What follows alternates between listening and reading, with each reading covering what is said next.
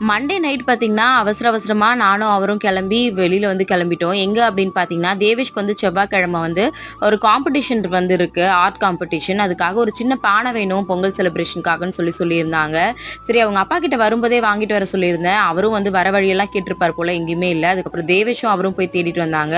அப்பவும் கிடைக்கலன்னு சொல்லி திரும்ப வந்துட்டாங்க. இவன் ரொம்ப அப்செட் ஆயிட்டான். சரி இரு அப்படின்னு சொல்லிட்டு நைட்டு 9 மணிக்கு மேல நானும் அவரும் மறுபடியும் கடைக்கு வந்து கிளம்பி போனோம். நெறைய கடையில போய் தேடி பார்த்தோம். எங்கேயுமே வந்து பானை கிடைக்கவே இல்ல. ஃபைனலா ஒரே ஒரு கடையில மட்டும் இந்த பானை இருந்துச்சு. ₹50 சொல்லி வாங்கிட்டு, அதுக்கப்புறமா பாபாக்கு ஒரு சின்ன சட்டை மட்டும் வாங்கிக்கலாம்னு சொல்லி அதுவும் வாங்கிட்டு அங்கருந்து வந்து கிளம்பிட்டோம். நிஜமாவே ரொம்ப டென்ஷனாவும், ரொம்ப டயர்டாவும் வந்து இருந்துச்சு. அத எடுத்துட்டு வந்து தேவேஷ் கிட்ட வந்து குடுத்தேன். அவன் பார்த்துட்டு ரொம்பவே வந்து ஹாப்பி ஆயிட்டான். ஏன்னா, அது கண்டிப்பா கிடைக்கவே கிடைக்காது அப்படின்னு நெனச்சுட்டு இருந்தான். அவனோட சிரிப்ப பார்த்த உடனே என்னோட டயர்ட்னஸ் எல்லாமே வந்து போயிடுச்சு.